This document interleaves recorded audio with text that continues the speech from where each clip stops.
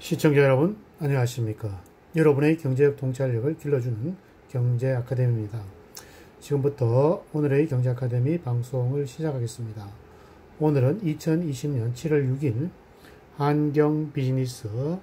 오늘의 제목은 1분기에만 4조 원의 적자, 역대 최악의 한국 정유업계 생존 전략은 이라는 제목을 가지고 살펴보도록 하겠습니다.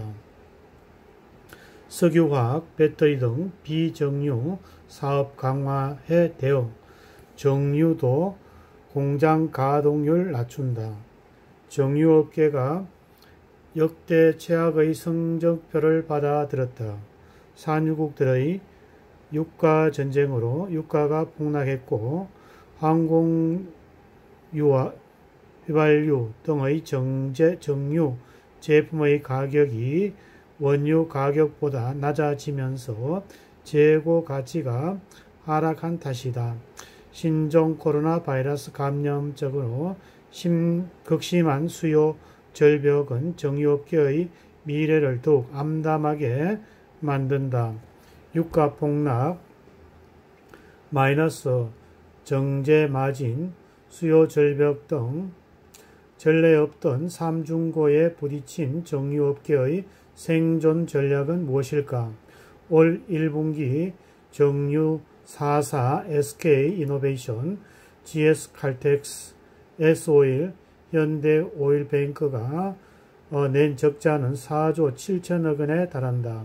지난해 4사의 연간 합산 영업이익이 3조 1천억 원인 것을 감안하면 1분기 만에 1년치 영업이익보다 1조 원이 많은 손실을 본 셈이다. 수요 회복은 내년부터 가능할 듯. 정유업계 1위인 SK이노베이션은 가장 많은 적자를 내었다. SK이노베이션 1사분기 매출은 11조 1,600억 원, 영업손실은 1조 7천억 원을 기록했다. 이는 1962년 회사가 정유 사업을 시작한 이후 최악의 실적이다. SK칼텍스와 GS칼텍스와 S오일도 1조 원이 넘는 적자를 내었다. GX는 자회사 GS칼텍스의 1분기 영업손실은 1조 300억 원은 매출액은 7조 700억 원이라고 발표했다. 영업이익과 순이익은 작년 동기 대비 전년 분기의 흑자였다가 모두 적자로 전환되었다. 정유 부문에만 영업손실이 1조 1천억 원이었다. S오일도 창사 이후 최악의 실적을 기록했다. S오일 1분기 영업손실은 1조 70억 원에 달한다. 사업 부분별로 역시나 정유 부분 영업손실이 1조 1천억 원을 기록해 적자폭을 키웠다. 반면 석유화학 부분은 코로나의 글로벌 확산으로 인해 수요 약세에도 불구하고 유가 하락에 따른 원재료 가격 하락으로 스프레드가 소폭 상승하면서 전 분기보다 상승한 660억 원의 영업이익을 기록했다. 현대오일뱅크의 1분기 영업손실은 5,600억 원이다. 전문가들은 대체로 상반기까지 수요 약세가 이어질 것으로 전망했다. 한국신용평가는 5월 14일 보고서를 통해 당분간 유가, 정제 마진과 주요 제품의 수급 상황에 연계된 정유 업계의 실적 부진이 예상된다면서 현금 창출력 저하, 투자 자산 소유에 기인되는 재무 부담이 지속될 전망이라고 분석했다. 이에 따라 SK이노베이션과 SK에너지, S오일, 현대오일뱅크, SK 인천 석유화학 부분 등 6개 회사의 회사채 신용 등급 전망은 하향 조정되었다. SK칼텍스는 종전처럼 안정적인 등급 전망이 유지되었다. 정유업계의 사상 최악의 업황을 탈출하기 위한 비정유 부분의 포트폴리오를 계속 확대해 나갈 계획이다. 업계 관계자는 유가와 정제 마진은 외생 변수이기 때문에 기업 차원에서 컨트롤할 수 없고 관련 모니터링을 강화하며 가동률 조정 등 가능한 수준의 제한적인 조치를 취하고 있다며 정유업계가 몇 년 전부터 꾸준히 비정유 부분의 포트폴리오를 확대하는 이유라고 밝혔다. 정유 부분은 공장을 보수적으로 가동하며 수요 개선을 기대하겠다는 의미이다. SK이노베이션은 업황 악화에 따라 공장 가동률을 추가적으로 낮출 계획이다. 지난 3월 정유 공장 가동률을 85%로 낮춘 데 이어 6월에 예정된 정기 보수를 1-2주 정도 앞당기는 방법을 검토 중이다. 보수에 들어가면 가동률은 현 수준보다 약 10포인트 더 내려간다. SK이노베이션 배터리는 GS 올레핀의 미래를 건다. 정유 부분에서 보수적인 공장 가동 계획을 발표한 SK이노베이션은 배터리 사업 확대에 미래를 걸고 있다. SK이노베이션 1분기 배터리 사업 영업 손실을 전 분기보다 75억 원의 개선된 1,049억 원을 기록하며 선방을 하였다.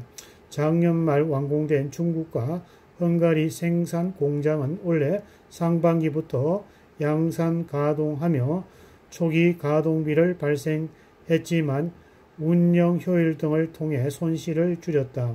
1분기 소재 부분은 전기차용 리튬이온의 배터리 분리막 판매가 늘며 영업이익이 전 분기보다 36억 원 늘어난 270억 원을 거두었다.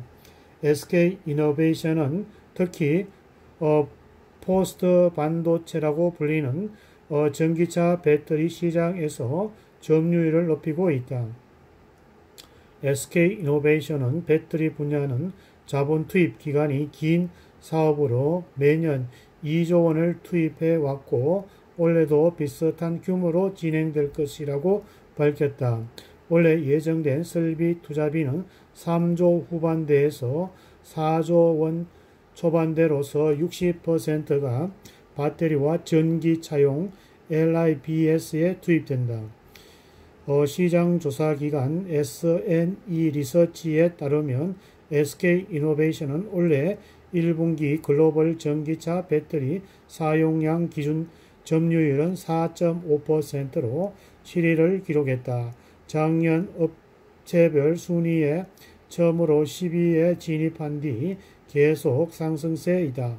작년 말 완공된 중국 창우저 공장과 헝가리 코마롬 공장이 본격 상품 생산을 앞두고 있어 단숨에 톱 5위에 진입까지도 가능하다는 전망이 나오고 있다. SK이노베이션은 연말까지 전기차 80만 대에 공급할 수 있는 배터리 생산 능력을 확보할 계획이다. 이를 위해 올해 4월 미국 조지아주에서 110 규모의 둘째 배터리 공장을 짓겠다는 계획도 세웠다. 2년 뒤에 2023년 총 생산 능력 71 GWh 규모를 갖추고 2025년도에는 100 GWh 규모의 생산 설비를 갖출 계획이다. GS 칼텍스는 올레핀 생산 시설 투자 등을 통해 사업 포트폴리오 다각화에 적극적으로 나서고 있다. 2018년 GS 칼텍스는 전남, 여수, 제2공장 인근 43만 부지에 2조 7천억 원을 투자해 에틸렌 70만 톤, 폴리에틸렌 50만 톤을 생산할 수 있는 복합 분해 설비 생산 시설을 건설하고 있고 2021년 상업 가동을 목표로 하고 있다. GS 칼텍스는 MFC 생산 시설은 석유화학 제품의 기초 유분인 에틸렌과 프로필렌 등을 생산하는 시설이다. 주로 나프탈렌을 원료로 투입되는 석유화학 회사의 나프타 분해 설비와 달리 나프타는 물론 정유 공정에서 생산되는 액화석유가스와 부생가스 등 다양한 유분을 원료로 투입할 수 있는 장점이 있다. S-오일은 석유화학 부분에 12조 원의 대규모 투자를 단행하며 미래를 준비하고 있다. S-오일은 2018년도 총 5조 원을 투입해 건설한 복합 석유화학 시설 프로젝트에 이어 석유화학 2단계 프로젝트를 준비 중이다. 석유화학 2단계 프로젝트에는 2024년까지 총 7조 원을 투입할 것으로 예상된다.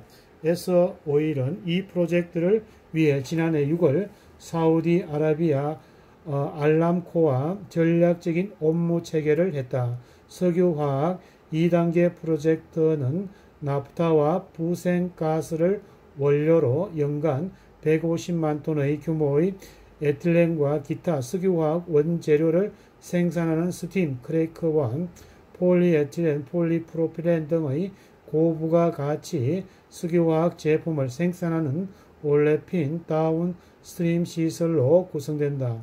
S-오일은 2단계 프로젝트를 위해 울산시 온산 공장에 가까운 부지 약 40만 제곱미터를 현대중공업으로부터 매입하기도 했다. 현대오일뱅크는 점진적인 수요 개선이 개선되는 하반기에 대비해 5월 22일까지 예정된 제2의 정기 보수 기간 동안 정유 석유화학 설비의 효율성 개선 작업을 진행해 원가 경쟁력을 높인다는 전략이다. 또 비정유 부분으로 포트폴리오를 분산하기 위해 석유화학 부분의 투자를 차질 없이 진행할 계획이다. 현대오일뱅크는 2010년 이후 석유화학, 윤활기유, 제철화학, 유료터미널 분야의 계열사를 설립해 비정유 부분의 사업을 확대하고 있다. 특히 석유화학 부분 계열사인 현대케미칼은 2021년 가동을 목표로 복합 석유화학 공장 프로젝트를 진행하고 있다. 이는 현대오일뱅크와 롯데케미칼의 합작 투자로 2조 7천억의 투자된 프로젝트이다. HPC가 완공된 연간 폴리에틸렌 75만 톤과 폴리프로필렌 40만 톤이 생산된다. 현대오일뱅크 관계자는 HPC를 통해 올레핀 석유화학 부분에 진출하게 되며 비정유 분야 영업이익이 45%까지 늘어날 것으로